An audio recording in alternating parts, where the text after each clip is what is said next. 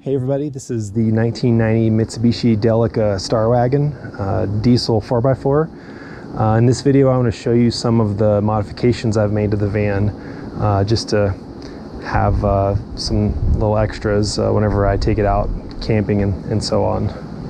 So I'll go ahead and show you. So under the passenger seat here is the engine bay, and there's also a secondary battery. So I've installed two batteries here. They're the same size. They're group 35 batteries, so they're 12 volt. They're in series, so you don't need 24 volt to start this diesel. It's a small enough engine to where it can just run off of 12. But I have this wired up to where it's got some accessories in the back to make life a little bit easier. So you can see that I've got a battery isolator circuit here. And this is a fun little thing that will monitor the voltage on the starter battery.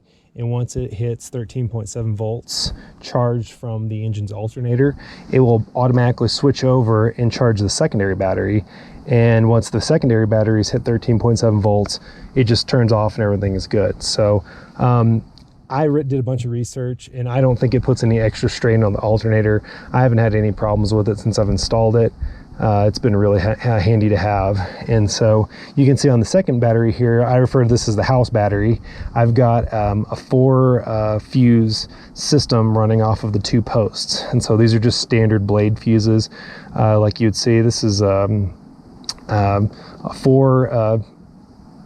fuses for the tail lights, the inside lights, an option for a fan, and then a power inverter. So I'll go ahead and show you what each of those things are. So when I refer to the tail lights, I don't actually mean the tail lights. I mean there are 2 LED lights that I've installed in the tailgate of the van. And I actually saw this in one of a newer 4Runner that had those, and I thought that's a pretty clever idea. So what I ended up doing was wiring these 12 volt RV LED fans in flush mounted on the tailgate here. And then I've got them hardwired to a switch right here. So when you turn that switch on, you can see that the red indicator light turns on. And so that means that the LED lights are lit. And this provides a ton of light at night. It's really great for like if you're in a skiing parking lot or if you're out camping or anything like that. So those are the tail lights. And real handy little switch right when you get in the back here. You know, and again, it's great for if you want to store things. You can flip the seat forward and then fold it one more time, and you've got a great, I mean, you got a nice little set of storage back here. So, you know, use the light, flip this guy back up, flip it up here, and you're good to go. Okay, let's move on to this interior lights. I'm pretty excited to show you the interior lights, because I used more of the RV LED lights. So you can kind of see them. They're in the tail or in the tail lip of the van here, and then on the sides here. So I've got 4 lights total. And what I did was I wired them into the factory wire switching.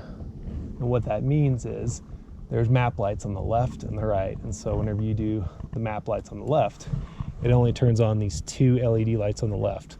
I guess you could call them like his and her lights. That's kind of what I refer to it as. Now, these lights here are still functional. I didn't have to sacrifice any functionality when wiring these in. And then of course, the other side, same thing. LED light, LED light. And of course you can run them both at the same time. And at nighttime, I mean, this really lights this van up. So you can fold these seats down, put an air mattress in here. It makes for a great camper van. I mean, it's been wonderful doing that. So those are the inside lights, and that's the second fuse circuit. Now, the third is this little guy right here. And what this is an Anderson power pole connector.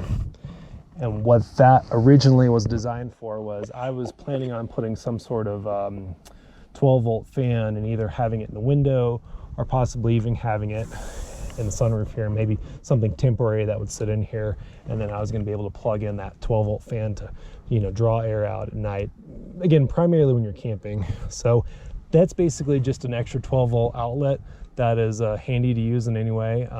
If you're not interested in using it, it's real simple. I didn't modify any of the trim or anything. I mean, you can safely tape this off and stuff it back underneath there if you want to.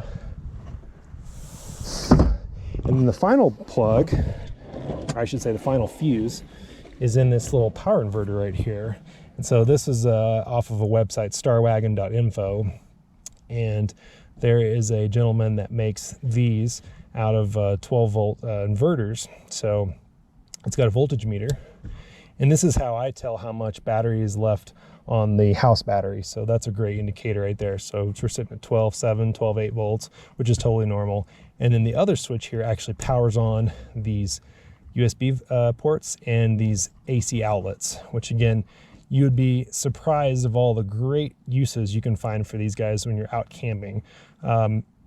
Airing up inflatable mattresses with pumps, charging laptops, charging cell phones, just anything you can think of. It's super versatile.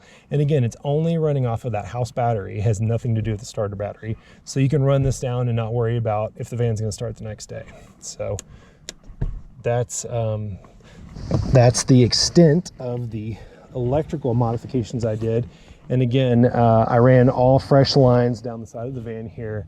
I didn't tap into any existing wires or do anything silly like that. They're all fresh lines, and they are hidden nice and neat through wire loom underneath the carpet behind the walls here. So I feel like it's super secure, and it's not going to give you any problems going forward. But yeah, that's the extent of the electrical modifications I did. And again, I didn't damage any panels or anything in that process. So if you're not interested in that at all, you can take it all out and return the van back to factory spec, no problem. So thanks for watching.